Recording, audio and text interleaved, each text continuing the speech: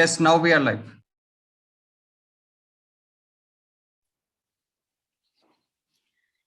So welcome to the Airtech Fair once again. It's a knowledge sharing platform for promotion of the technologies, experience building among the stakeholders like private sector organizations, research institutes, startups, and public sector organizations. It also aims to identify areas of collaboration among these stakeholders.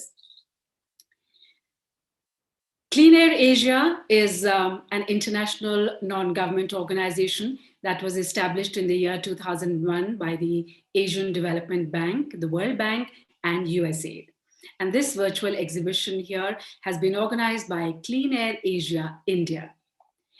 Airtech Fair started this morning with the inaugural session where we had esteemed speakers enumerating on the challenges and solutions for cleaner and healthier air.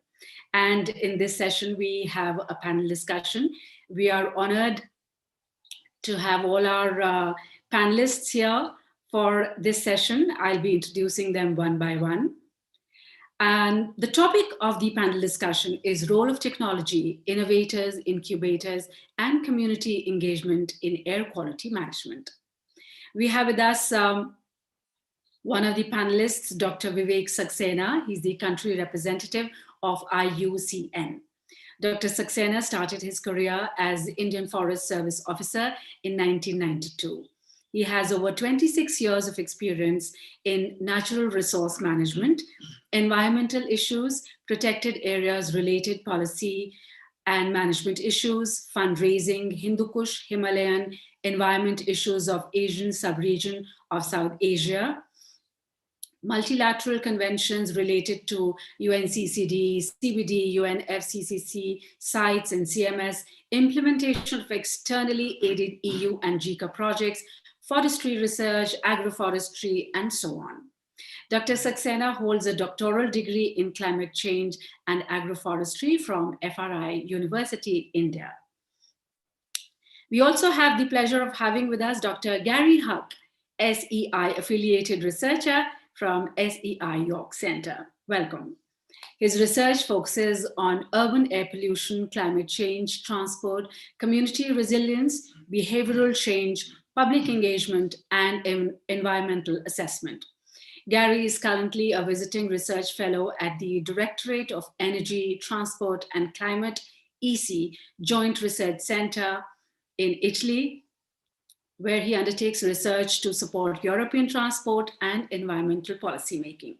He's a human ecologist with over 20 years of supporting the development and implementation of environmental policy in Africa, Asia, and Europe.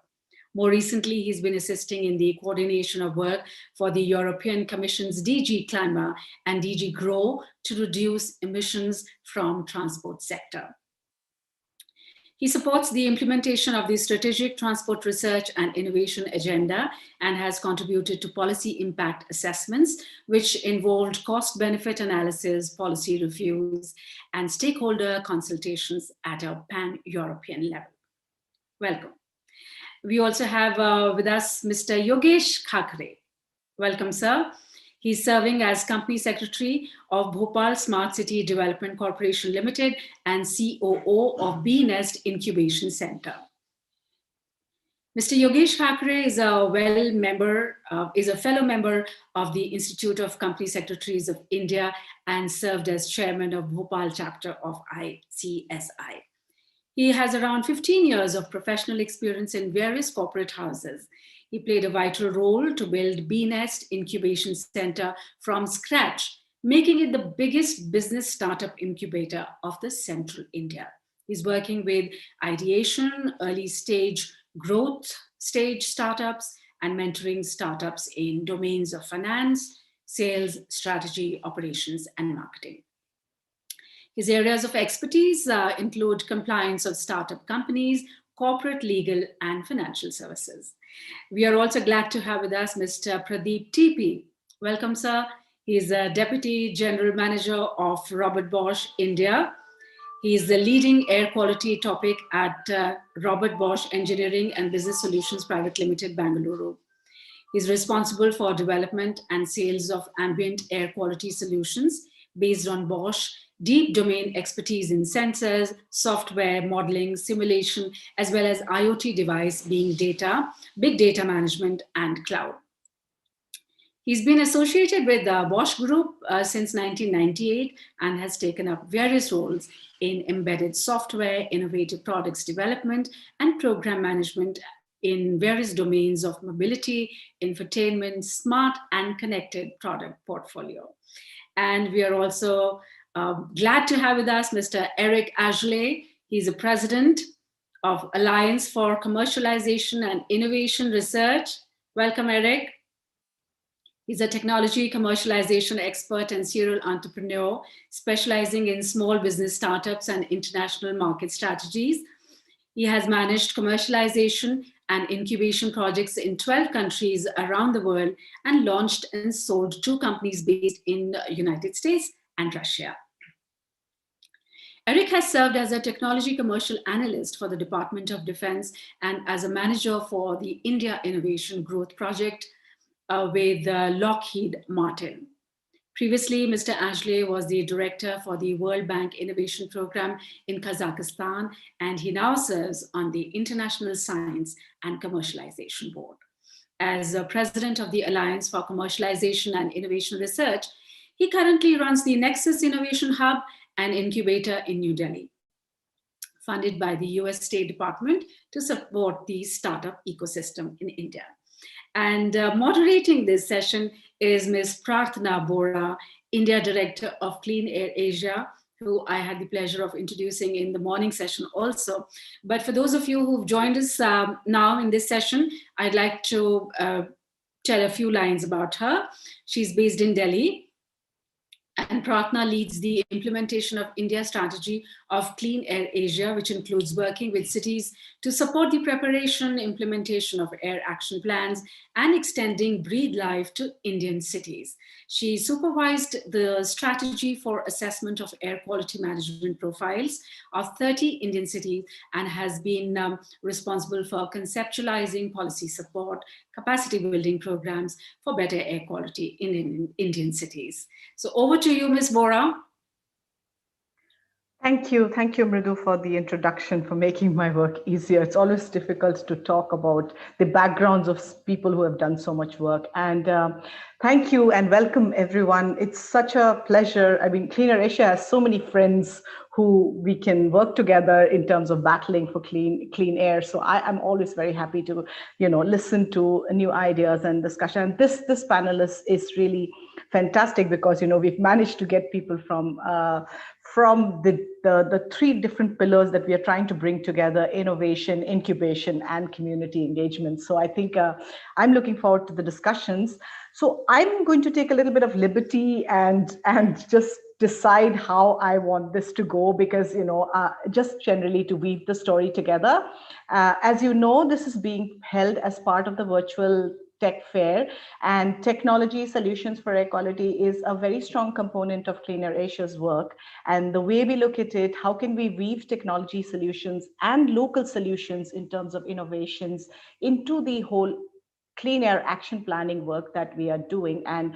And this is something that I mentioned in the morning too, that we're not just looking at it from the perspective of generating data, but we're also looking at sector-specific mitigation interventions.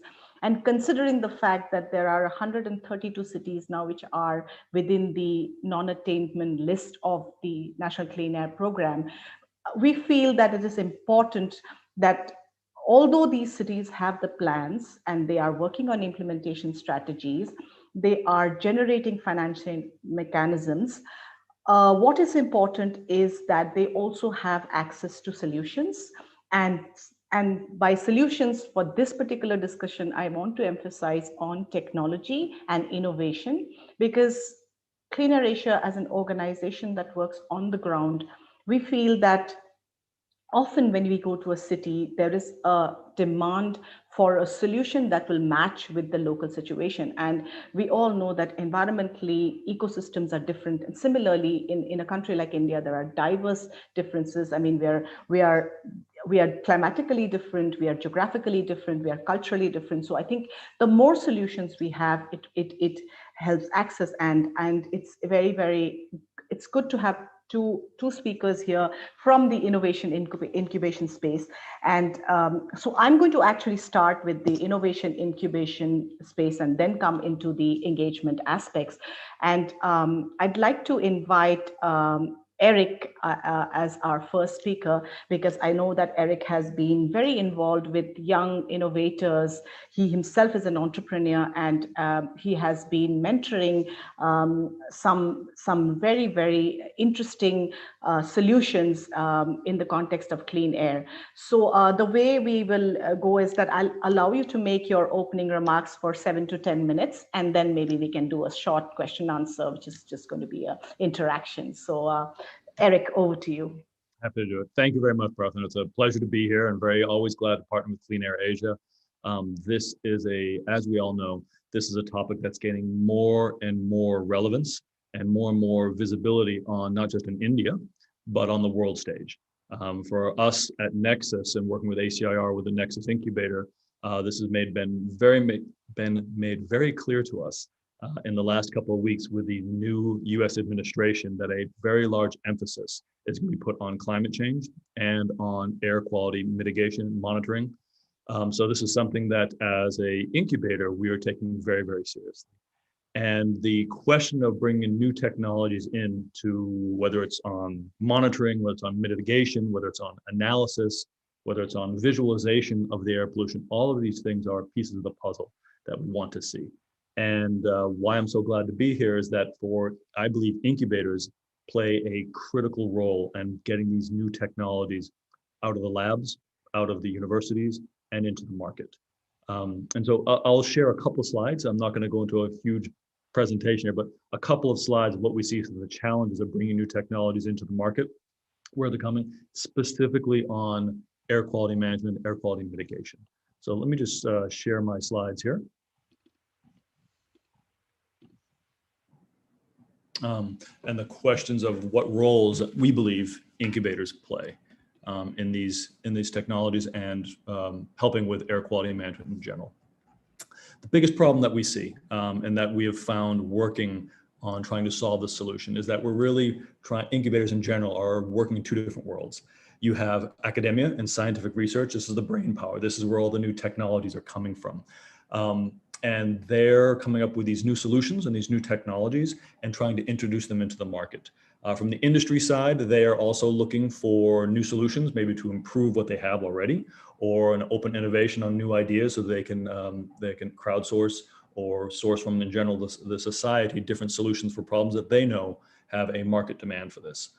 But the cultures and the languages and the idea of bridging that is very different.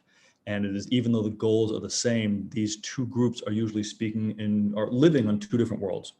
And so this is the role that really incubators play here of bridging those two worlds, of bringing the academic scientific research so they can understand from the industry side, and from the industry side, understanding what's happening on the academic and research side. All too often from incubators, we see that there's just unrealistic expectations, even on just the side of their own with the incubators. So especially if they're attached to an academic institution, you'll get some organizations that are funding an incubator, are funding a tech transfer office. They got several crore from the government, perhaps from DST or BIRAC or NITI Aayog, and they, after a year or two, the administration says, "Hey, I have funded you for 2 years. Where is my next Google, right? How come I'm still paying for you? Why isn't this self-sustainable?" Which is an unrealistic expectation. And this is even more so with technologies such as air quality management or waste management, mitigation. From the industry side, they're looking and saying, "Hey, I'm happy to talk to incubators. This is a great funnel for me to take a look at technologies that are perhaps further than just the proof of concept." But I think we find this huge gap of finding these technologies coming out of academia are still not industry ready. And they're saying on the other side, "Hey, where is the Google, right? You've given me something that's a great proof of concept. You've got a paper that's been shared at a conference. This is nowhere near close to what I need as an industrial partner to bring this to the market." So who's filling that gap? And humbly, I would say that is where the incubators, if done well, this is exactly the gap they fill, is between those two and having them talk to each other. The second gap that we see with incubators is that, especially in questions like air quality management, which is such a huge problem here in India and around the world, is growing, is that there's this question between the nation needs this and industry needs this. We at Nexus, at our incubator, see plenty, every cohort of some great technologies, great innovations that are coming up in air quality monitoring, whether it's sensors, again, whether it's visualization of the data, whether it's the actual mitigation. And one of the questions that we have, the biggest gap we see, is that the startups or the researchers come to us with this idea and say, this is needed by the world. This is needed by India. Here's my technology. Where's my 40 crore check, right? And it just doesn't work that way. And that's what, from the industry side, they're saying they really have to understand how this is going to be implemented. Even if this technology is a breakthrough technology in air quality management, that doesn't mean the government of India or the government of the United States is going to say, wonderful, we're going to make this mandatory for every organization under our control. We've actually had startups in our cohort saying, this is our go-to-market strategy. We just need to convince somebody high up. Just get me talk to Mr. Modi, right? Let me talk to Joe Biden, and he will understand, and then it'll be made mandatory for the government and everybody's happy. That's not how it happens, especially in these technologies where it's environmentally based. You have to understand the point from industry and the point of the academics to get them together to get this in the marketplace. Now, I've listed here, why incubators can play such a good role, because if they're with an academic institution, they have access to the facilities, the brain power. They can bring in sponsored research or grants from the government that can move those technologies forward. And they can also liaison with industry to help publicize some of these grand challenges and open innovations and bridging that gap. But we find it's less of that problem and more the mental problem of understanding that there has to demonstrate a market need so that this can be pushed forward and be put into the market on a regular basis. So humbly, I would say to our industries and to our other incubators that we've worked with, 2 small suggestions of being able to accelerate and successfully bring air quality or in general mitigation, environmental mitigation technologies to the marketplace. First of all, we have to be much more aligned with industry. I see way too many academic incubators that are great on maybe getting the technology and having a proof of concept or having a lab concept. And those technologies, even if they're patented, are just lying on the shelf. And they don't know how to get them to the industry side. This is a systematic problem for incubators in the sense that you get what you measure. So if you're at an institute, an IIT or an IIM or wherever, and you're measuring patents, you're going to get patents. That is not the same as commercializing patents or licensing patents. If you measure peer-reviewed papers, you will get peer-reviewed papers. And I'm not in any sense saying those are bad things. Academic, that's what you should be doing. But if you really want to start talking about technology commercialization, you have to put some incentives in there for the faculty and for the startups themselves so that it's not up to them to overcome some internal bureaucratic hurdles. Secondly, I just want to say that the practical tools that we need to help faculty and startups get their technologies into the marketplace have to be even stronger than what has been done before.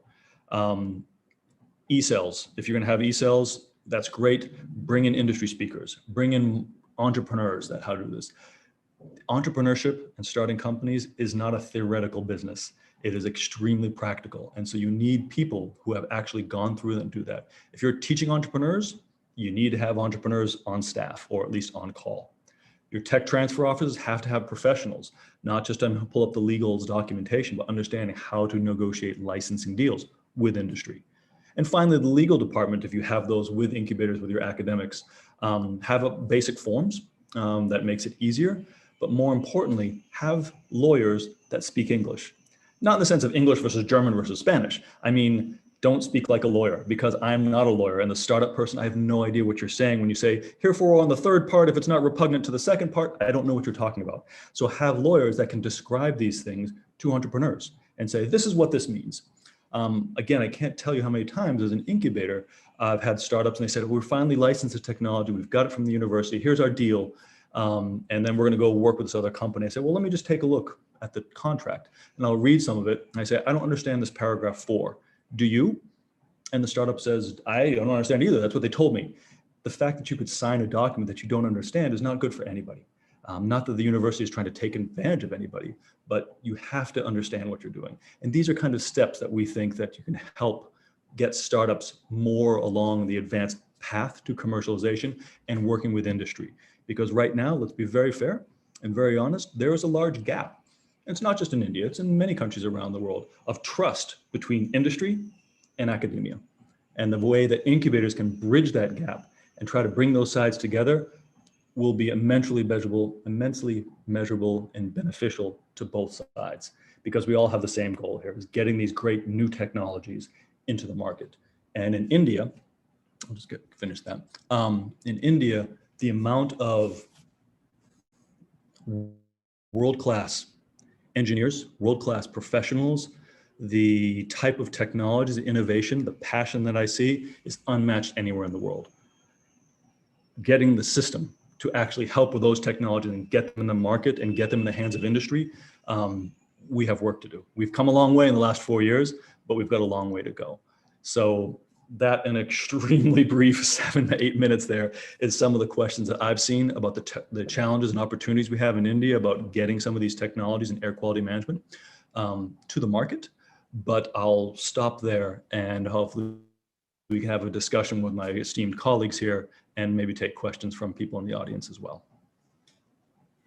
Thank you, Eric. I think that was a great introduction to the session, and the idea is that, you know, we talk about a lot of solutions and innovations in the space, but the challenge of actually bringing it to the cities is what I think Clean Air Asia is trying to kind of work with organizations like yours and incubators like yours and others to see how we could bridge that gap, because we know that there is a problem on the ground, but how do you actually match? And I think what came out of your talk was that, you know, the matching is very important, whether it is between the industry and the academia, or it is between the solution and the problem. So I think that was a great introduction.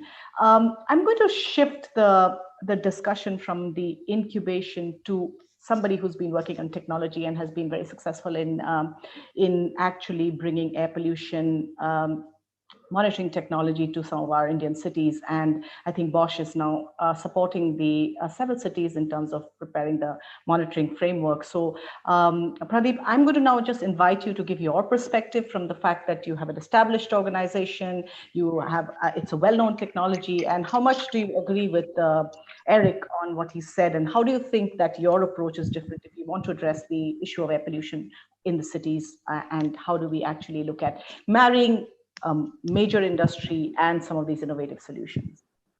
Yeah, thank you, Dr. Pratana. Thanks for bringing the technology, the incubators in a common platform so that the cities and the citizens would get maximum benefit out of this. Can you see my desktop? Is this visible now?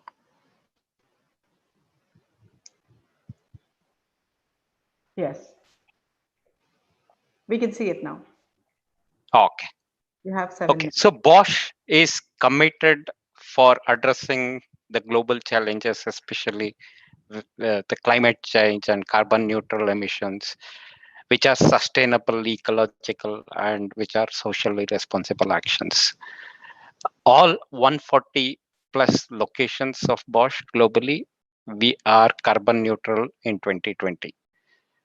Whether it is climate change or bringing the emission regulations across the globe. Yeah, for example, the Bharat Stage 6, the fuel injection systems for India, most of the components for the emission is from Bosch. And I would like to mention here that with the introduction of BS6 in India, at least the transport and mobility sector emissions are reduced by 50 up to 90% when it comes to the commercial vehicles or off-highway vehicles or the diesel gensets. So there is a a considerable significant reduction in the emissions from the transport sector with the introduction of BS6.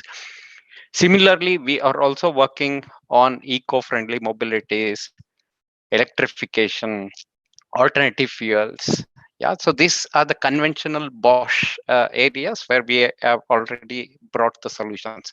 In addition to this, recently we have also started providing the air quality solution for the cities, and also to address the lower segment for biomass chula. For example, in India and some countries, still biomass is used as an indoor fuel, and this chula would reduce the emissions by more than 50%, also increases the efficiency of the heating. So this we are working across the value chain to bring down the emissions to improve the quality of life of the citizens.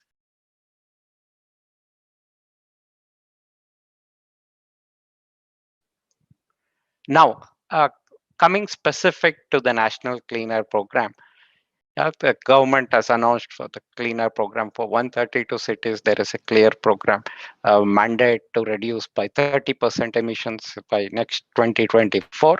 So where we would like to contribute is wherever the technology and wherever we can bring the international experiences. Yeah, for example, to enhance the monitoring network, bring in new technologies, provide a deep study on the source apportionment studies. See, it's a very vast exercise to conduct all this simultaneously in all 132 cities. So we need to bring in the technologies what is being already used. For example, creating a national emission inventory, certification systems for the monitoring, new technology monitoring instruments, whether it is forecasting system, capacity building, technology assessments. So there are a lot of areas where technology can bring in a leapfrog solution to this across the sectors. Yeah, though we are major primarily into the transport and mobility, but there are solutions which can be deployed across the segments. I would like to show some of the solutions which we have deployed and the benefits in the coming slides. So what we have done, yeah, this I will take some examples what we have done in India. For example, in Pune and Lucknow, we have deployed the sensors network across the city. Yeah, in Pune it is around 50 locations we have done, and we are collecting the live data from the sensors, and then in the backend we do artificial intelligence, machine learning using. We have a deep knowledge of sensors, software, and services. So first aspect of this is to monitor, collect the data, which we have been doing for the last 2-3 years. 2017 we have deployed this, and we have a lot of data now. Why this is required? This will give a framework for affordable and scalable monitoring technologies. The existing technologies, what is available today, is yeah, we cannot scale up for 4,000 plus towns where there is no monitoring network.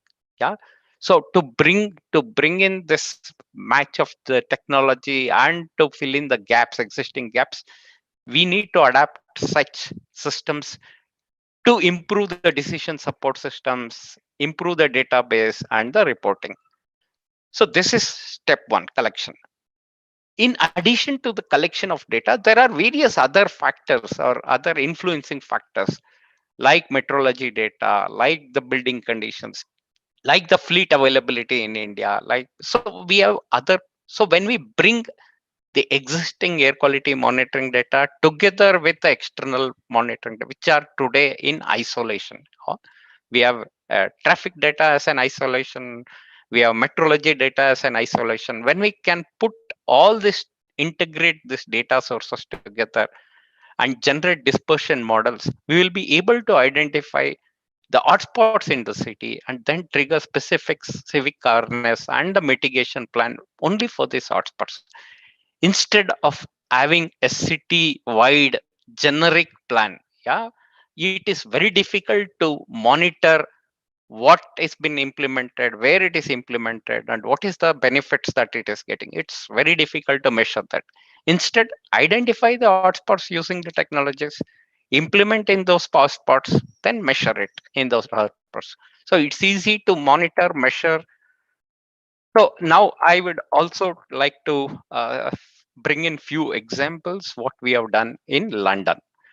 In London, the major problem is the traffic emissions are the major sources of emissions, and particulate matter and nitrogen dioxide are the two sources. So what we did, we worked with Transport for London for this project. We deployed in some of the busiest streets, yeah, where the contribution was maximum from the transport emissions. Then after studying this data, doing the modeling and roadside traffic, monitoring the roadside traffic emissions and doing the dispersion modeling plus real-time monitoring, all this was done in the cloud using the latest AIML. So you can see the difference. Yeah, after this, what was made is a free flow of traffic without the bottlenecks in the junctions. This was rerouted. So we have tied up with the leading traffic simulation providers. So this data was added into the traffic simulation providers, and you could clearly see the difference between what was the condition earlier from the emission from the traffic, and after rerouting and reducing the traffic bottlenecks, how the emissions looks like. So these are some of the examples what we have done. Yeah. So I would also like to give you one more example. What we have done. This was done in Stuttgart, in Germany. Again, there were few traffic bottlenecks in one of the busiest street in Stuttgart. By minimizing the accelerations and enabling the continuous traffic flow, using the signaling and keeping the various data sets from the city together, we were able to improve 20% or reduce 20% NOx emissions in the city project. So the Brixton project, what I showed, so we took all the 3D data of the city, all the meteorological data, traffic flow data. So this is how, by putting the data together, we will be able to bring in. And also, I would like to highlight one more case study. This is again a steel manufacturing plant in India. We all know the industries are mandated, especially the big industries are mandated to have some kind of monitoring, which is a reference station. Yes, they add the station, but the infrastructure cost to deploy the station and the manpower required to run the station, it's a huge cost for the industries. So we work together with this industry to find out which are the hotspots in the city. So I will just yeah, so this is around 7 to 8 square kilometers of area. So the existing reference station was deployed here. It will be green most of the time of the day. It will be green. But if you want to improve, you have to measure across the campuses. Yeah. So we deployed the sensor network across the campus. We were able to pinpoint what time of the day, what process is contributing to the emissions, and then the operations team could take actions. Okay, these are the operations that are creating the hotspots in this junction. So they need not implement across the site or across the campus. Look at the processes, look at what time of the day these hotspots are coming, and then take the corrective action for this. So we have deployed such solutions in US, Europe, and also in India. And finally, I would like to mention that we have also got the recognition or innovation awards for this deploying this solution. The fun, we have worked with the Pune Smart City, what I mentioned to you, and there was an event where we showcased that bringing all the data sets of the city together with the urban ministry and the Pune Smart City, that and also open this data to the startups, to the citizens. Thereby, the integration can be more seamless. They can bring in a lot of other data sets together, bring benefits directly to the citizens, bring more innovations. So we opened this data to the public and also showed how we can bring different data sets and show the benefits to the city. We also got the awards from IoT World Congress Barcelona and Consumer Electronics Show at Las Vegas. So these are some of the success stories from this, and we would like to continue doing this in other cities and bring the benefit to the citizens. So that's a short presentation from my side. If you have any questions, I would like to take it up. Thank you. Thank you, Pradeep. We'll do the question answers slightly later. And Yeah. thank you very much for your presentation. And I think what was very interesting is that Pradeep gave us a good overview on what are the areas, some of the areas where we can plug in technology and what kind of solutions can come in from there. I would again want to move back to the innovation space, and I'm so happy to have Yogesh with us.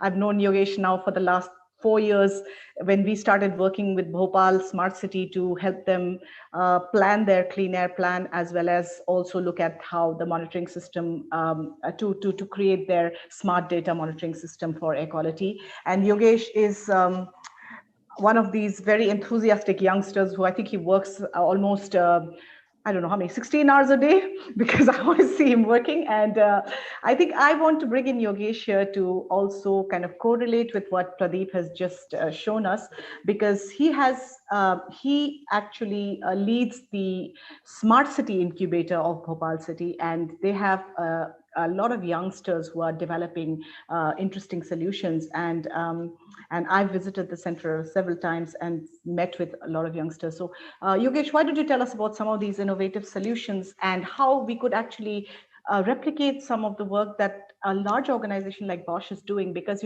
many a time a city may not have adequate financing to implement. So is there a way in which we can look at also bringing in some of the smaller solutions if a city is not able to do the integrated work that someone like Bosch is doing? Yogesh. Thanks to Clean Air Asia and Pradnaji for the invitation, and it's a pleasure to be part of the Tech Fair on air quality. And as we have heard, Eric and Pradeep ji, they've mostly covered what incubation provides the services to the startups and the overall ecosystem. And on the technology part, Pradeep ji has also mentioned about what are the innovative solutions. But any idea or solution, unless is having a strong business model, I think it cannot be successful. It has to be self-sustainable, self-fund generating model. Any idea which is backed by a strong business model, then it will be a successful business model and successful startup. So incubators here plays a very crucial role, as they are creating and acting as a bridge for idea to execution by creating that ecosystem, environment, and access to the resources. The challenge in the tier 2 cities like Bhopal, there's not many industrial infrastructure available. So the ecosystem was missing. And Bhopal Smart City, being a government organization, has launched BNEST Foundation, Central India's biggest sector agnostic incubation center, on 8th of May 2018, supported by state government. So BNEST has pioneered in a way in fostering innovation and entrepreneurship as this state-of-the-art 12,000 square feet incubation center dedicated to lay a strong foundation for the development of an entrepreneurial ecosystem in Central India. So what we are doing, like first, being a smart city, we have to implement smart, innovative solution to get at the problems. What are the problems faced by the city? And basically air quality. So in a traditional way, what Pradeep ji has shown in the presentation, that they have also worked with Pune Smart City. So there also, and here in Bhopal, we have installed 100 smart poles with environmental sensors at different locations in the city, covering all types of area, high and low traffic zones, industrial areas, residential areas. So the aim is to gather comprehensive and real-time data of air quality in all parts of the city and provide statistics for preventive actions to be taken by the authority. Now, what the innovative part is that few of our startups, like one I would like to mention, that he has come up with a solution called Vayu. It is a drone tech startup, drone-based mobile air pollutant monitoring. So with the help of smart poles, what we are doing in a conventional way, we are putting sensors on a smart poles that is static. they are giving a static data. But with the help of drone technology, it is giving a dynamic data, real-time data. So utilizing drone to scan a real-time gas distribution in 2D and 3D model, and quickly identifying the type, location, and transportation of air pollution, which provides actionable information to the decision makers like smart city or a traffic police or pollution control board. So the drone carries a device and stabilize a camera which gathered gas data from device, picture from the camera, and flight data from the drone, and transmit to the remote control of the drone in the real time. So that data can be integrated with the control and command center of Bhopal Smart City. And we can see the heat maps. We can even, we are, as you know, that we are having an intelligent traffic management system, right? ITMS. So we can redirect the traffic from particular road where we are seeing the heat map to the any other green zone. So by creating the green zone with the help of adaptive traffic management system, so that we can minimize the adverse effect of the pollutants in air quality in particular area.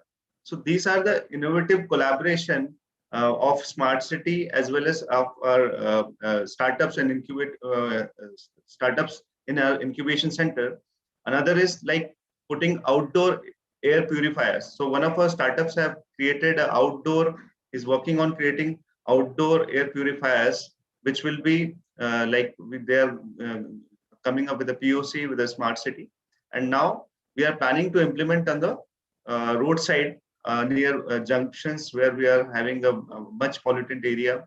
So we are putting those outdoor air purifiers, which is a very innovative solution, which is a very reasonable, on reasonably defined product.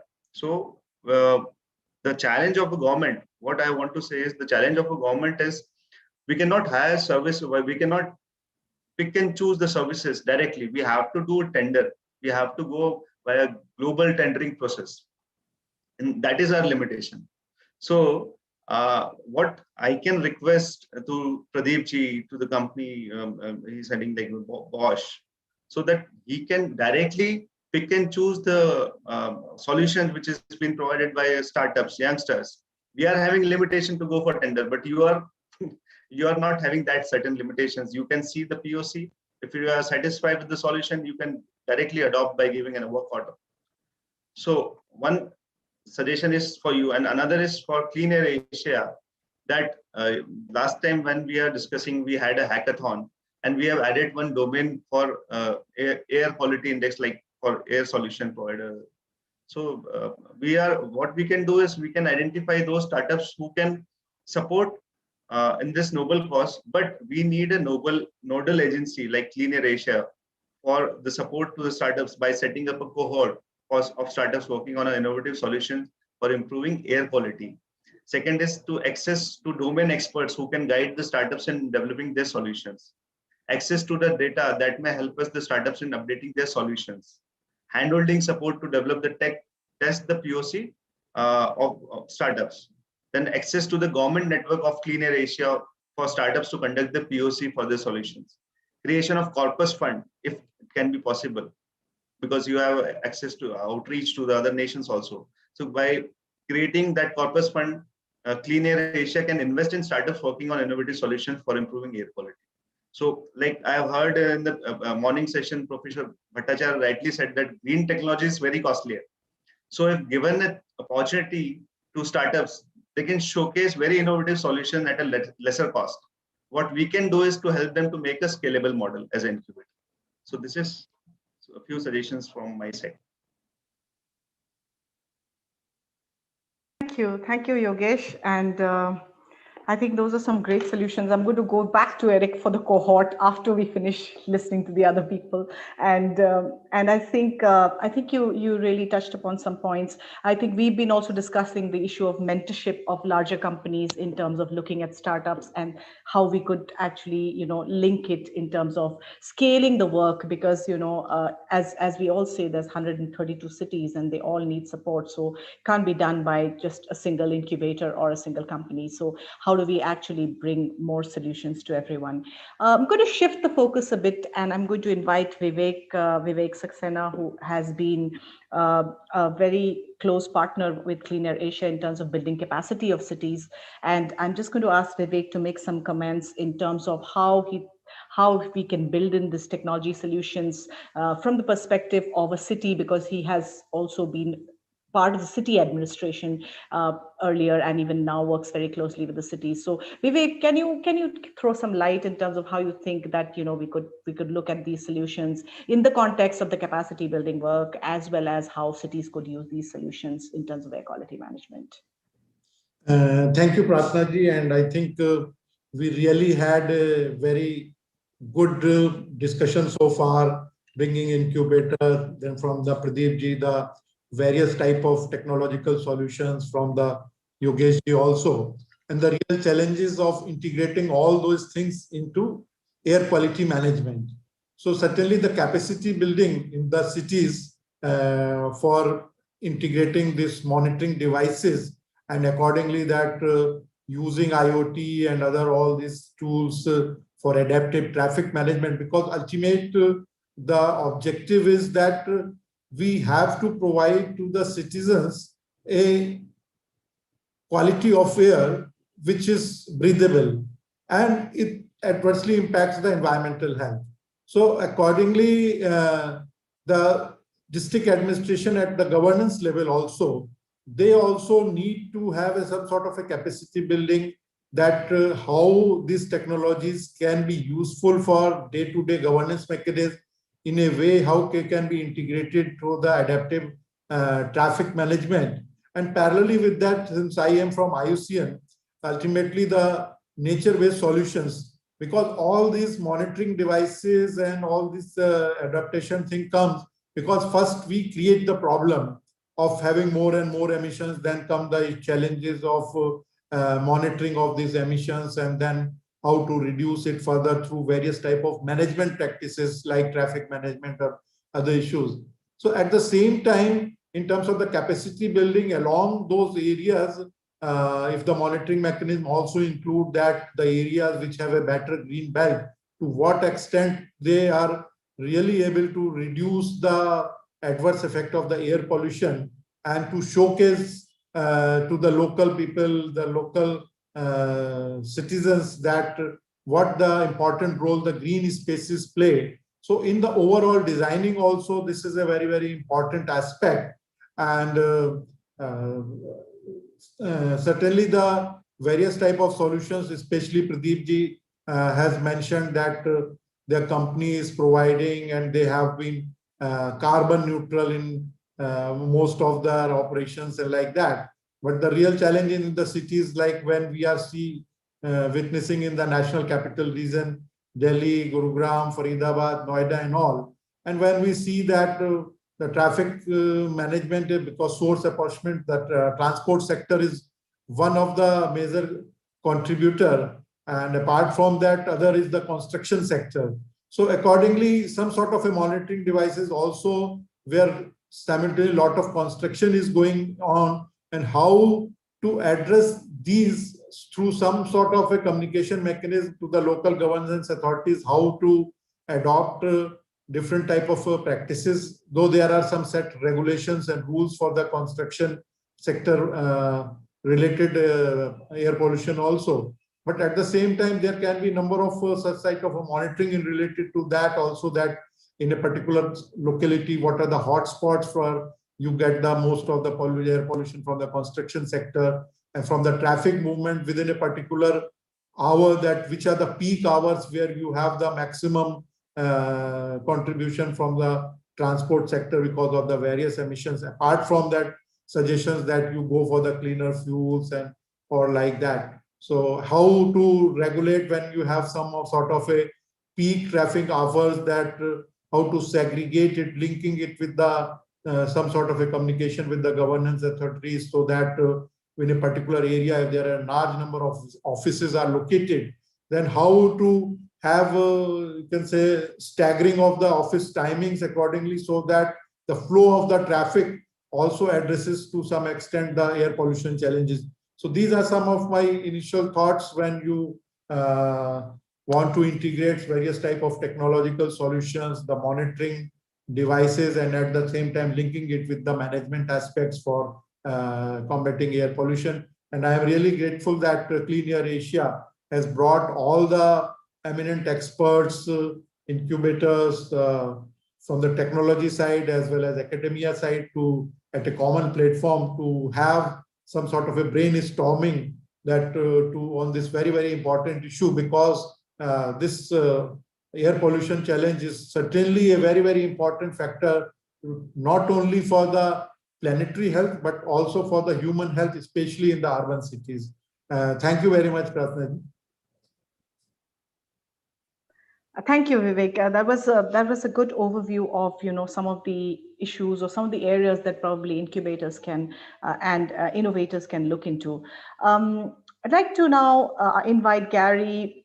Gary is an air quality management specialist. So I think it would be interesting to hear, Gary, from you, and also, because we will obviously reflect something that an organization like ours is doing, that how is it that we could actually integrate some of these issues, and what is the need for, the community engagement as far as, bringing together some of these solutions to the cities, so that there is a demand for these local solutions, and that can create a multiplier effect in terms of pushing policy to actually implement some of these local solutions. Okay, thank you, and good afternoon. And thank you for the invitation. It's been really interesting to hear the speakers before me about the different types of technologies. So looking from a kind of community perspective, we can have technology, as we said, to monitor better air quality, to new technologies to mitigate in terms of reducing emissions, to analyze and to visualize data. And I guess it goes back to, and we saw some of the case studies in London with traffic and other things, but ultimately I think having information alone, if we're providing data, we could have a better understanding of the state of air quality. But then the question arises, if you raise awareness of your community, of your population, of the state of air quality, the question, well, what can they do about it? And so that is a challenge, and we're seeing that, especially going back to the London example, in London, where we do have sophisticated air quality monitoring, that school children are worried that they're living in an area of high levels of pollution. So it goes back to, it's good to have the information, it's good to have the technology, but ultimately, how can we empower the community to do something? So going back to what we've probably discussed in the past is about engaging the community. We talk about awareness raising. Awareness raising is one thing, but in order to raise awareness, just because you know about, say, the state of air quality or what you're doing is wrong, it doesn't mean you're going to think it's important. So it's understanding the state of air quality, awareness of the problem, but then but changing your attitude, having an attitude to say, okay, that air quality is important, but then having that attitude to change your behavior to the mitigation.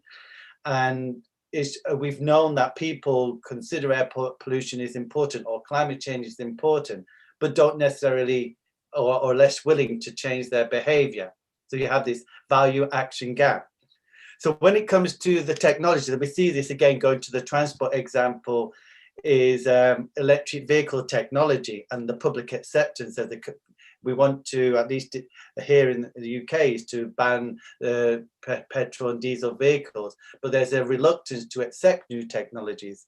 So I guess when we talk about technology, at least new vehicle technology or new innovative technology, you need to bring the public along with you to accept that they're willing to do that. In terms of another part which I found interesting, which we've seen, is the whole engagement of citizen science and low-cost sensors. And I think that is another way of engaging the public. We've seen from the evidence that by using citizens to collect data and using low sensor technology, it allows them to have a greater connection to the problem and willing to change their behaviors and to advocate for cleaner air. But So that's my initial reaction to the kind of technology. But I guess it comes back to now is if we understand better the state of air quality, then the question is what mitigation actions can we take, and how can technology either facilitate and help communities to foster behavioral change. And I do think there is a big opportunity there. And we're seeing that with, for example, shared mobility, transport being a big source of transport emissions, and the use of apps, as well as the monitoring. So I think going back to your question, Prathna, about how can we engage the community? I think technology is one thing, but my fear is that sometimes we think technology, at least technology that reduces emissions, is beneficial to everybody. And I think it's important to understand that maybe some technologies could have a negative impact on vulnerable and disadvantaged groups. So it's really, I think it's important to take an holistic approach of, yes, it's great we have technology to understand the state of air quality, but we need to empower communities to be able to do something. We need to use technology to facilitate behavior change and reduce their emissions, but also we need to be aware of the potential impacts, negative or positive, can have on certain disadvantaged communities. And then just to finish, another study that we've been working with in the UK is about how can this kind of facilitation. There was one study funded by the UK government, was to look at retrofitting, I think it's rickshaws in Nepal with electric batteries. And that was a way of, by using that, is to promote kind of low emission mobility, but allowing people to continue to use the low emission mobility, to use rickshaws for longer, over a longer period. And so there are benefits of technology on livelihoods, but we need to be aware of the potential negative impacts. Thank you, Gary. I think that was very helpful because Yogesh mentioned the outdoor purifier, and I think there's a lot of discussion in terms of what is the right technology and what is not, because there is adaptation and there is mitigation, and whether it's respirators or masks or purifiers, they are mostly in the, I mean, you would consider them within the sphere of adaptation and not so much mitigation. But for us, it is this is actually a forum where we generate a dialogue. So I mean, it is not for us to validate what is good or what is bad, but I think it's good to have everything out there in the open so that we can have a proper discussion and see what works best. We don't have much time, so I don't think I'll have a question session. I'm just going to run through all of you once quickly to make your closing comments in terms of how do you think, what should be an ideal way to go forward if we want to bring technology solutions to cities, and how do you think, what would you think could an organization like Clean Air Asia do in terms of supporting, say incubators, innovators, and help in, kind of making cities understand as well as find ways to bring, to get proper solutions for clean air. So Eric, I go with you first. Sure. Thank you, Prathna. In my opinion, the platform that Clean Air Asia has and the multiple stakeholders across many countries and many municipalities is one of its biggest strengths. And so by able to use that platform to bring together industry, government, and researchers or academia or incubators on one platform, whether that's a innovation challenge, whether that's an open innovation call, I think it would be beneficial for everybody. So for industry, they're getting a huge look at some funnels of great new technology that might be interesting to them. Municipalities and governments are being able to take a look at technology that would then be proven, because they're not just in proof of concept, they'll be going through incubation, maybe industrial handholding. And for the startups, of course, they would get some advantages by connecting to large stakeholders who are interested in either funding or collaborating with them. So I think by having maybe in the future, CIA being able to bring those partners together and have some of those competitions, grand challenges, working with governments and industry whose interest it is to promote these technologies, for different reasons, but the end goal is the same, I think would be a wonderful opportunity to bring all three of those together for mutual benefit. Thank you. Pradeep. So, Pratana, from my side, the Clean Air platform, we can bring in all the stakeholders in this platform, and you can identify 1 or 2 pilot cities, yeah, to try out this, putting the incubators, technologies, and the cities and the ministries, yeah, and align with the program what is currently framed by the government, so that there will be a win-win situation for all the players as well as the government, yeah, and you act as a nodal agency between the stakeholders and the government and the city, so we can demonstrate the benefits to the cities by doing some pilots. So this is what I would recommend as a first step. Then scaling, once we do in few cities, then scaling is much easier. Thank you. Thank you. I'm going to shift the question, a slight change to Yogesh, because I think even if you do all this, I think one of the challenge is financing. So what do you think would be an ideal way to mobilize financing? And you talked about a business model a lot. So I just want to understand how we could facilitate that kind of a process. Other organizations, not just Clean Air Asia. So in government, central government in Prarambh, Honorable Prime Minister Modi ji has said that they have launched a SISF scheme, Startup India seed funding scheme, on the basis of POC. So for financing part, like startup, those who are engaged with the incubators, they can this is the fund which is only being given to the eligible startup via eligible incubator. So this can be the funding solution for getting initial seed capital up to 25 to 30 lakh to test the model.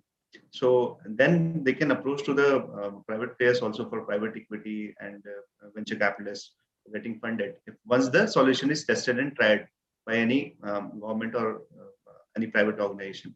Second is that I know that you are creating a web portal for innovative solutions and what adaptive technology is coming up. So I suggest you that Pradeep ji has already said that you are the nodal agency and connecting with all the stakeholders.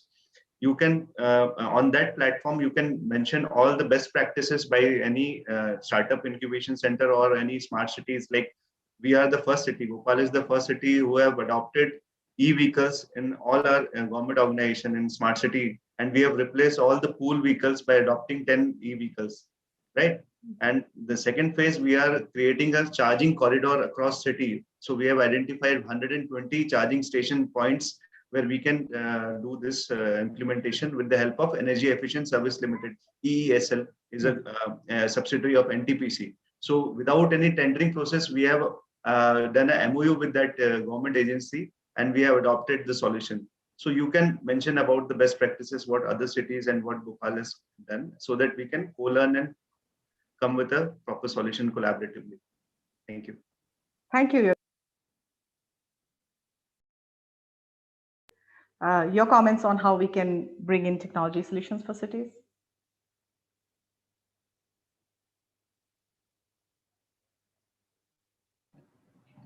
I'm sorry, Prathana, who was that directed to? Who was that? Vivek. Sorry, Vivek. Sorry. Sorry, Prathana, I think. So certainly some of the things which we have discussed, the real challenge is that finance is one, but apart from that, the greater role of the platform of the Clean Air Asia to bring all these related technologies and can say monitoring mechanisms which are available, and simultaneously capacity building, awareness and sensitization. So an integration of all these aspects, and so that optimization of the action at the ground to monitor and also mitigate the air pollution. So that can be, I think, one of the key learning from the today's deliberation, because we know there are incubators, we know there are technologies, we know there are latest IoT related things in which you can integrate with the adaptive management. But at the same time, appropriate finance, appropriate technology, integration with the action at the ground through the involvement of all relevant stakeholders.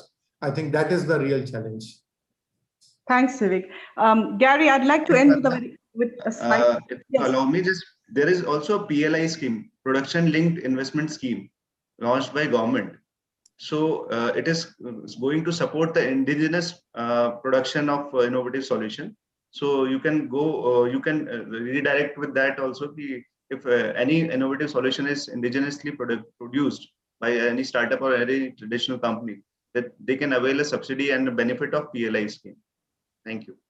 Thank you so much. That is very, very helpful, because I think financing of startups is something that, I mean, we often discuss. Eric and I have been talking about it too. Finally, I'm going to end with Gary. A slightly complicated question, because he's actually the expert in the sector. All solutions or selective solutions? How do we find the balance as an organization? Because, as I said, adaptation, mitigation, Yeah, validated, non-validated. I think going back to the initial question to answer this question is that I think Clean Air Asia has great potential, and it has demonstrated this over the years of convening all these different stakeholders from industry, city, government, local government, national community groups. It has the ability to do that. And I think by having this, I always thought, a holistic approach, I think you're able then to select, to understand, to take a holistic approach to potential solutions, that all solutions are not necessarily the best solutions. Yeah.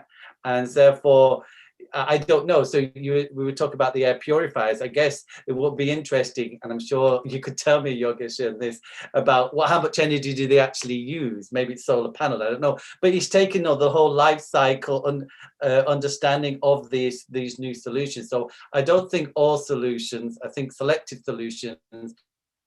And I need a holistic assessment to look at the social, economic, and environmental impacts of these solutions. And I think Clean Air Asia is in a great position to do that, and has demonstrated that in the past, and hopefully in the future as well. Thank you. Thank you very much. I have like some 5 pages of notes that I have got, and I thank you a lot for all your inputs. And I think it's always a huge learning experience getting people together, and I think it's also very nice to have a diverse group, because you have multiple viewpoints, which helps you engage in your thought process better. I'd like to now hand over to Mridul if there are any questions from the audience, if you want to see that, and then, or otherwise, for concluding the session. Thank you. I don't think we have time for a question answer session. This, the entire discussion was so fruitful, so informative. And in case we have any questions, then maybe we can answer them, in the chat group later on. So emphasizing on the role of technology and innovation, incubator and engagement space in context of clean air was this eminent panel of experts from various diverse fields. They enumerated on the work being done and the way forward. There are many challenges that have to be overcome, and but there are solutions. As Gary said, we have to choose the selective solutions. The session was very well moderated by India Director of Clean Air Asia, Ms. Pratna Bora. And I'd like to thank all the panelists once again for their inputs, for their insights. What is needed is the synergic efforts, where the efforts can be integrated, and then only we can achieve the achievable. So we'll be having presentations by our innovators at 3:30 p.m. Until that time, please feel free to visit our exhibitors' booths and participate in the slogan writing competition. There is also a quiz of the online contest. So please make yourself aware of all these activities that are happening on our fair. So thank you so much for now. See you at 3:30 again. Thank you.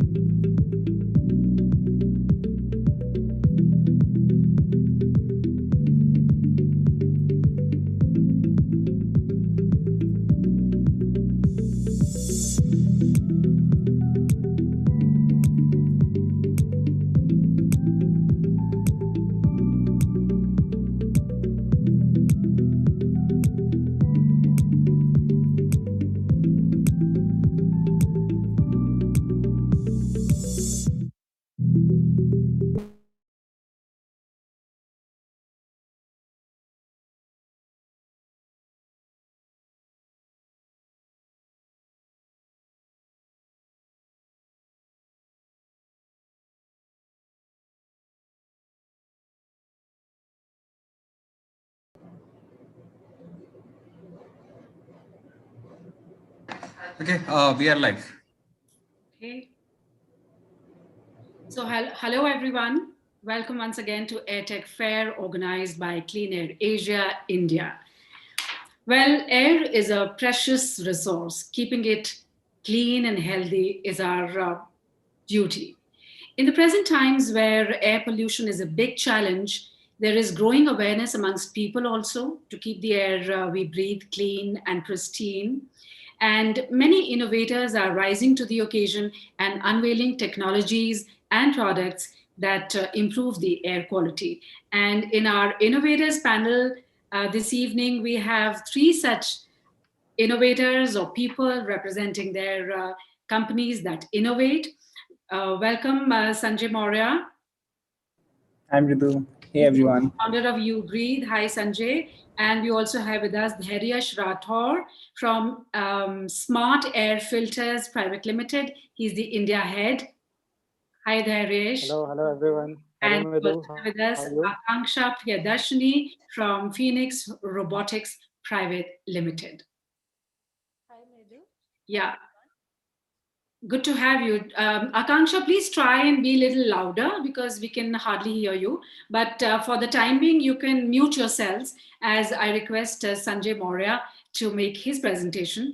Well, Mr. Sanjay Maurya, as I said, is the co-founder of YouBreathe, a technology entrepreneur focusing on the environment with a background in science, engineering, and business, building clean tech solutions to improve upon air problems associated with urbanization.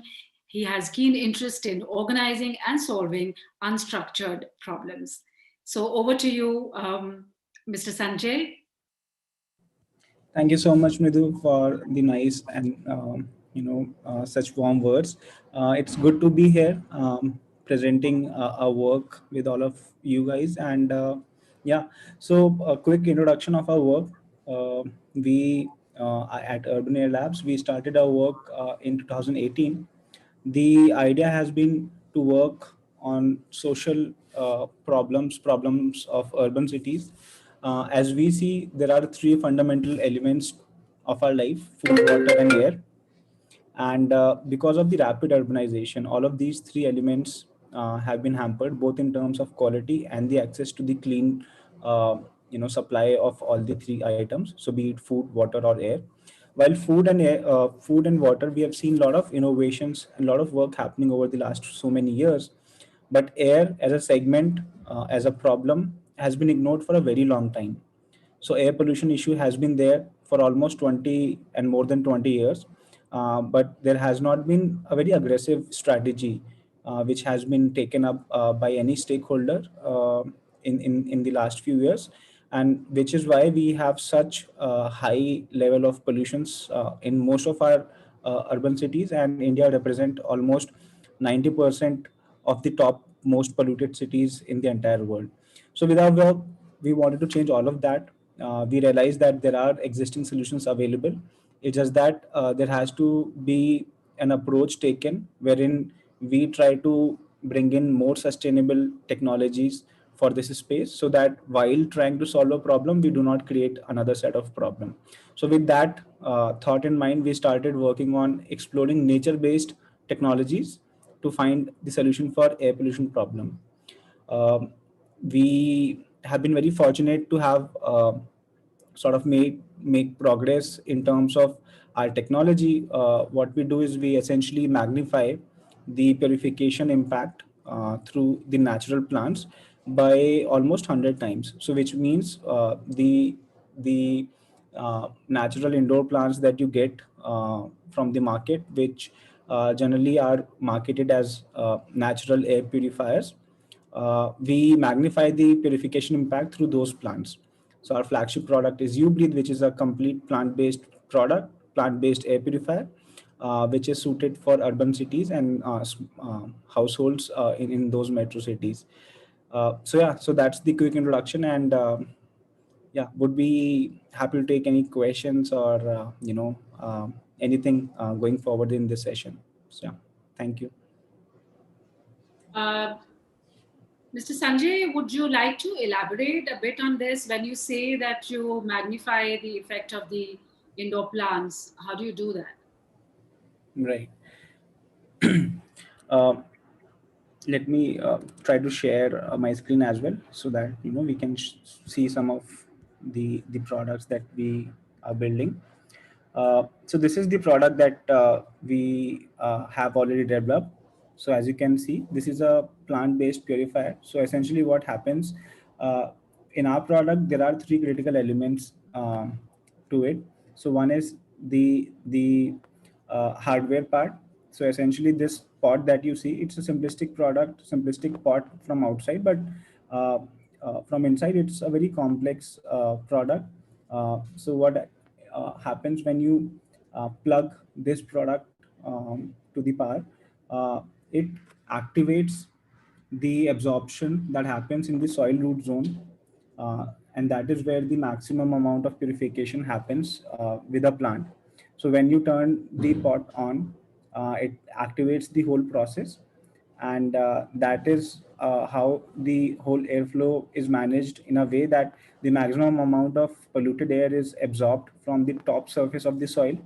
The design is made in such a way that the air remains inside this pot for a bit, since it is a biological process. So you need to give certain time for the biological process to happen. And once the cleaning has happened, the fresh and the clean air is thrown out of the system. So that is the overview of the technology. We call it breathing roots technology. It's already filed for patent in India, and we are also filing for the patent outside of India as well. So yeah, so that's the overview of the technology. So that really is very interesting and very, very innovative. Next speaker is Mr. Dhairyash Rathore. He's the India head of Smart Air. He has a deep understanding of philanthropic projects and brings his international experience to Smart Air for the company's growth. He's been organizing clean air workshops to raise air pollution awareness for the people in India. And now let's see what his company has innovated. Yeah, sure. Thanks, Madhu. Thanks for a wonderful introduction. Yeah, so as you mentioned, I'm from Smart Air. So actually, we are not a regular company to start with. So we are a social enterprise fighting against, like with our two main goals, that is to educate people about the harms of air pollution, and secondly, provide low cost yet effective air purifiers. So to speak further, I've prepared a short presentation which will tell about our organizations and like the work we have been doing. So quickly, I'll share my screen. I hope that's visible. Just a second.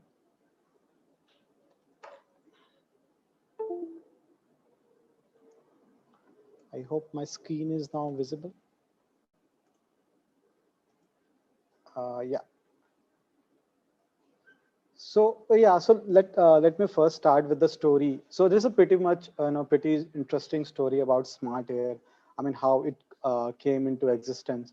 So there was a guy, Thomas Thellum. You can see here in the blue shirt.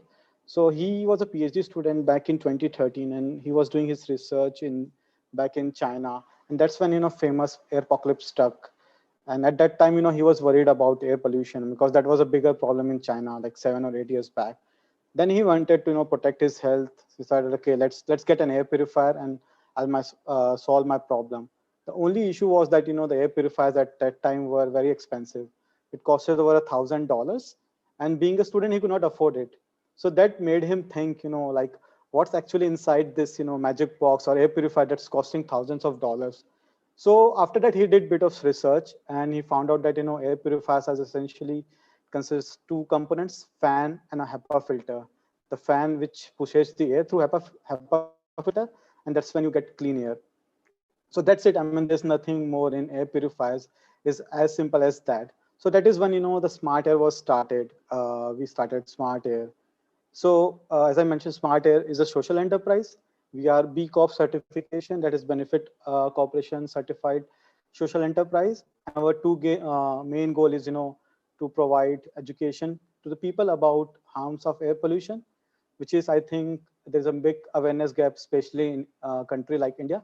And secondly, ship low cost yet effective air purifiers. So as I mentioned, we are a social enterprise. So profit is not our main motive or not main goal.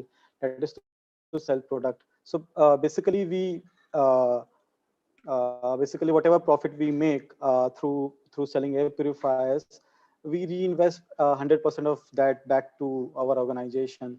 So out of that, 60% goes to air pollution knowledge and workshops. That includes testing, open data. Then we have like we spend like 20% of money to going to new countries, and further we spend 20% in again in open data. Moving on, as mentioned, our we have like two main missions. That is to educate people, and secondly to provide affordable clean air. So clean air for good. So the tech products. So as I mentioned, as I mentioned before, air purifiers, fan, and a filter, and there is, no complex or no cutting edge technology to it. So keeping that in mind, we build our air purifiers just using two components, fan and a filter. They are very simplistic. As you can see the picture, they are very simple to operate. And also like we have been focusing lately on, like green packaging and sustainability. Some of our impact. So till now, we have shipped over 75,000 air purifiers. That's all over the world.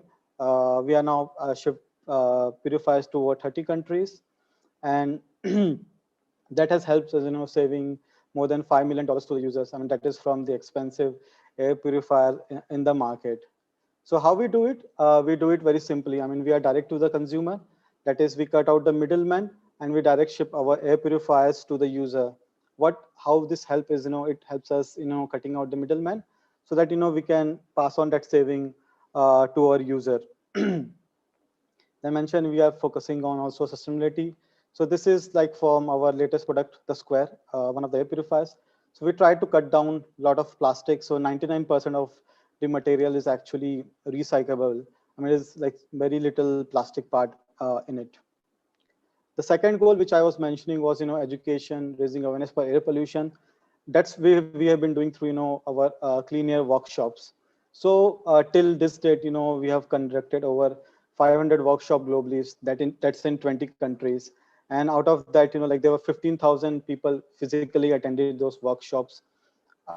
In this workshop, we talk about, in general, about air pollution as a problem.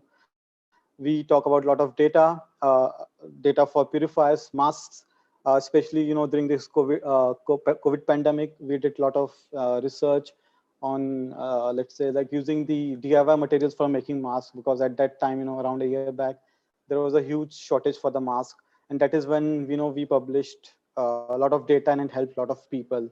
And we also have like a lot of articles on air pollution.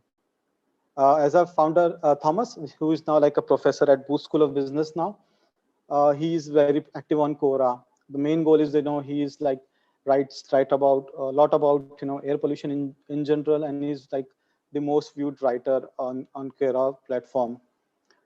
These are some of the articles which we write about. This helps in creating awareness, like how you can make your air purifier just by using fan and a filter. Does really pollution mask work? Facts about pollution. So these are some data-backed articles which we publish on our website daily on a regular basis. So this helps educating people, creating awareness, making them informed decision. So this is like the core, or the main essence of smart air. And as a workshop, as I mentioned, this is in India. Like we have done workshop in Nature Conservancy, Tushita Foundation, UN Women Council, GIZ. So these are the some places we are involved, like in different sectors. And last, with this, I would like to conclude. As we say, clean air is not luxury, and it's a fundamental right. Yeah, thank you. Yes, clean air is a fundamental right. It's not a luxury, but it has kind of become a luxury these days. We know when we see the air, especially in Delhi, is so polluted. It's one of the most polluted cities in the world to live in, and so it has become precious. But the work is on. People are there, like you, who are working towards it. Well, we also have with us one of our other innovators, Akanksha Priyadarshini. She represents Phoenix Robotics Private Limited, and she's a passionate engineer by profession, a thriving entrepreneur by choice, and a creative leader by heart.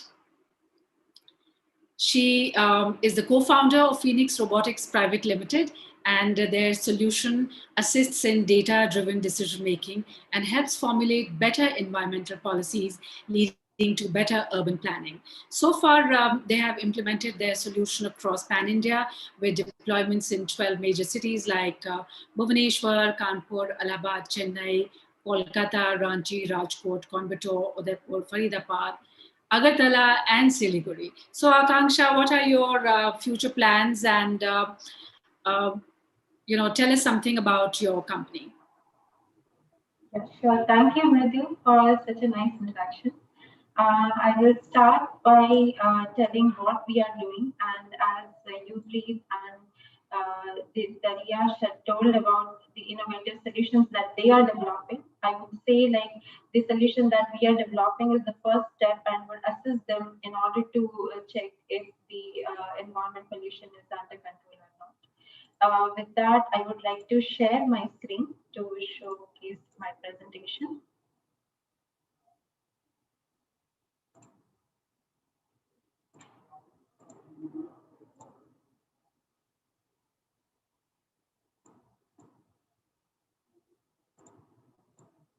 Yeah.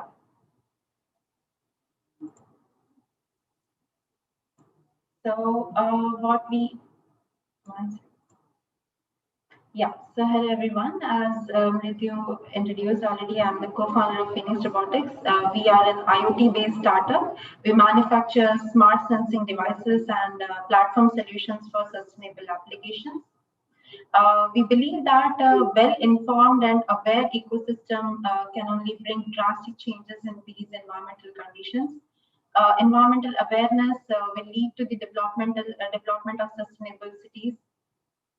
We aim to bring people together to fight against these rising issues of the environment, namely the pollution, energy, and global warming and climate changes.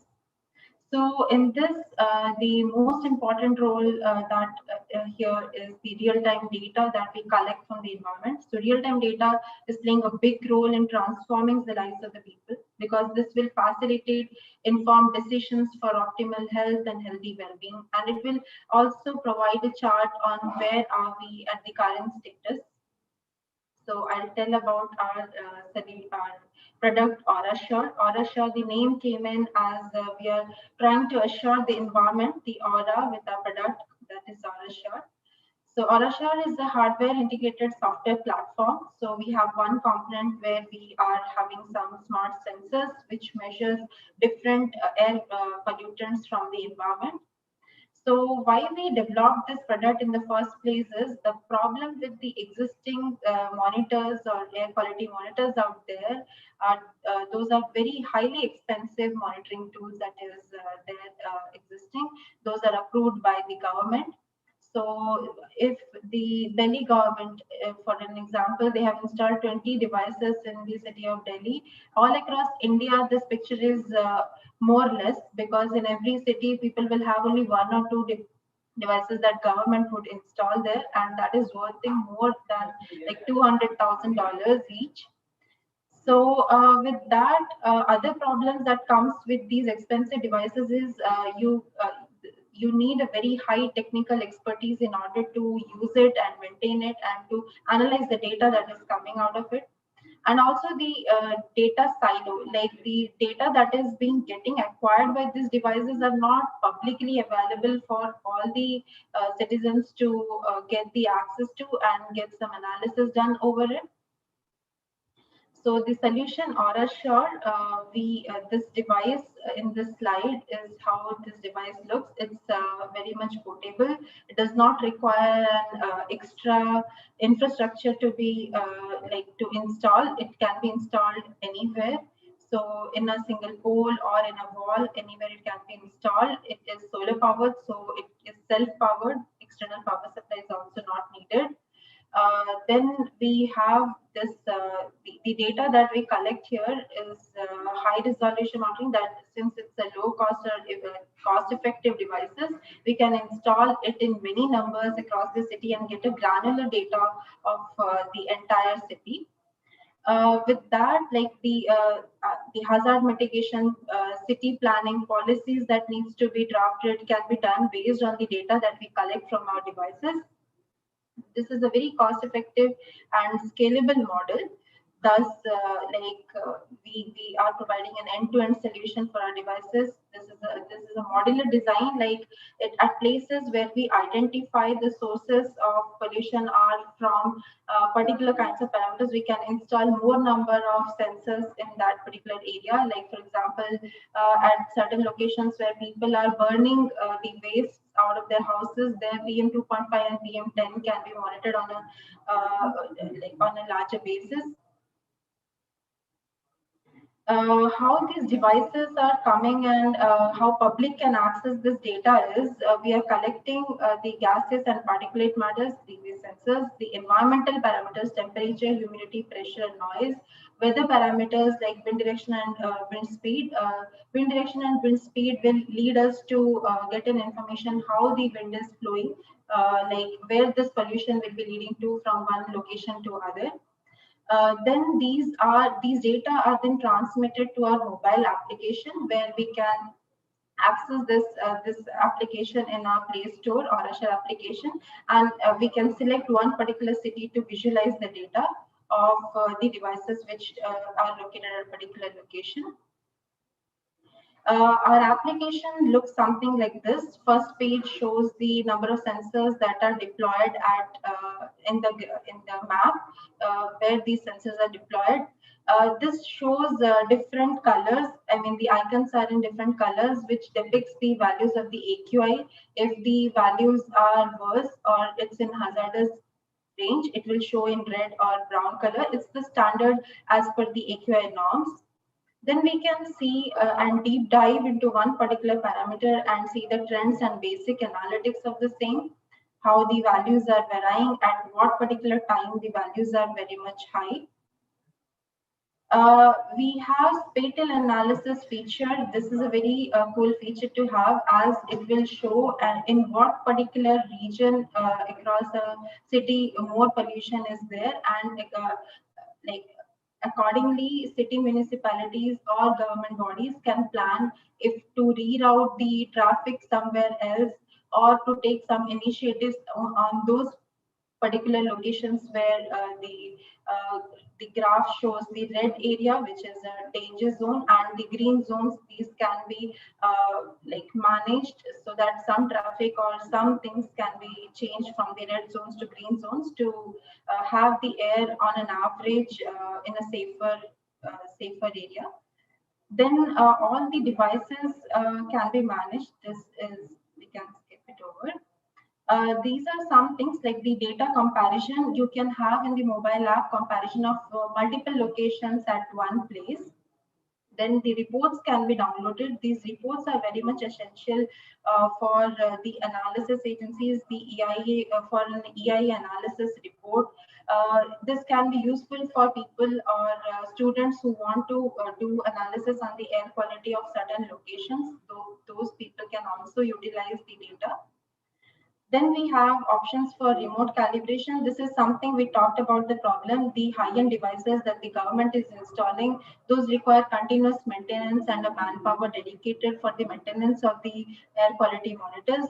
Since we have these devices manufactured in India, and we have developed the technology so that we do not want to visit the site or have a dedicated manpower for the maintenance. We do remote calibration. We can calibrate the sensors whenever the values are varying, or if we need to change any configuration of the devices, that also can be done remotely.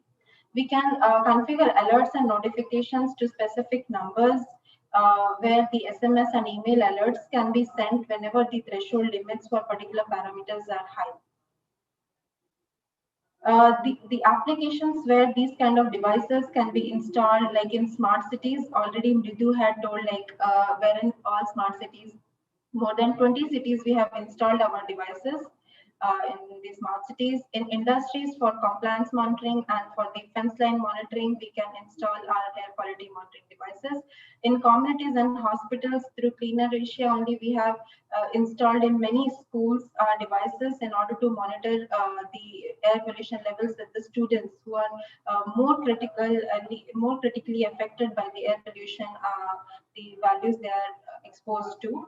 In the construction sites where the values of PM is too high and many workers would be working there, and the research areas, as we told, people can utilize this data for different research purposes and develop multiple algorithms for or the development of different devices to control air pollution.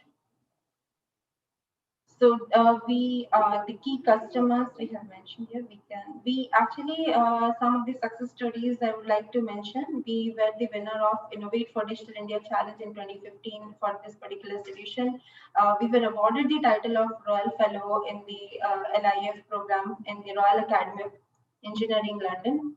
We were also selected in the top 3 winners of Karnataka Impact Challenge in Karnataka for the sustainable monitoring solutions. And we were felicitated by Communication Minister of India in 2015 and have presented our solution to the President of India during that time.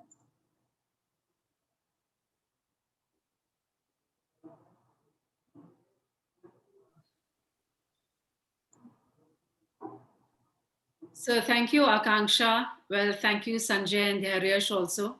All of you are, doing such a great work for the society. Through your innovative products, you're trying to mitigate the air pollution and improve the air quality. Thank you so much. It was a pleasure having you. And we also have with us Ms. Prerna Sharma, who's a program coordinator at Clean Air Asia India. Prerna, are you there? We have Prerna here. Hi. Prerna, would you like Hi to everyone. Hi Priyanka. Hi Akanksha. Hi Sanjay. Hi Priyash. Prerna, I request you to sum up the entire day's proceedings. Though this platform is going to, remain open and be available till late this evening, but for now, I think we'll be wrapping up, and I request you to please say a few words. Thank you, Mridhu. Thank you so much, and thank you all of you three for being here and presenting your products. I would just like to say a few words at the end of this session, though we were going to end it by 4:30, but now because it is something that it is time is saying that okay, wrap up early, so that's fine. So it has been really a very interesting and exciting day so far. First and foremost, I will like to thank our exhibitors who have exhibited their clean technologies and innovation. It is inspiring to see that we have so many technologies which can help mitigate air pollution and improve air quality. We have had such eminent speakers and panelists today from whom we could learn so much. We had such interesting discussion on the importance of incubators and the role of technology in today's scenario. We need to capitalize on the technological solutions we presently have, and we are conducive to our environment. It is always necessary to talk about community engagement, which was discussed by Dr. Vivek Saxena and Dr. Gary Huck. We had Eric, Mr. Yogesh, and Mr. Pradeep helping us understand how incubators are assisting and supporting in promoting new technology. And not to forget, I would like to thank all the visitors who joined us today, participated in our activities like quiz and slogans. We will definitely give goodies of Cleaner Asias to winner of these contests. And lastly but not least, thank you Mridu for being a very interactive MC for today. Again, now I would like to thank you for joining us in the virtual fair, and you still have time to visit the stalls till today's night. Anytime you can just log in and visit the fair, visit the booths of exhibitors, and please, again, you can share the link with your friends to just come and watch our virtual booths. Thank you so much. That was program coordinator of Clean Air Asia India, Prerna Sharma. Congratulations, Prerna, and your entire team for organizing such a wonderful, such informative online virtual exhibition. That was really very inspiring. Well, Clean Air Asia has been, since its inception, contributing to better air quality with its technology inventions, scientific inputs, capacity building, and so on. In India, it engages with the Indian cities for better air quality management through its various programs. Airtech Fair had the participation of individuals, corporates, social groups, innovators, technology firms, scientific institutes, air quality experts and practitioners, and other stakeholders, and of course, all the exhibitors from all across India and different parts of the world. And the presentations in the inaugural session were very illuminating and inspiring, and the discussions among the innovators, incubators, and people from technology and community engagement space had many, many takeaways. The challenges are still, aplenty, but we can overcome these challenges with our grit and determination, and that we have in plenty. In India, in the world, people are very aware of the air being polluted, and we have to mitigate that. We have to make our air better, because we are what we breathe. So on behalf of Clean Air Asia, thank you all once again. Thank you. Thank you.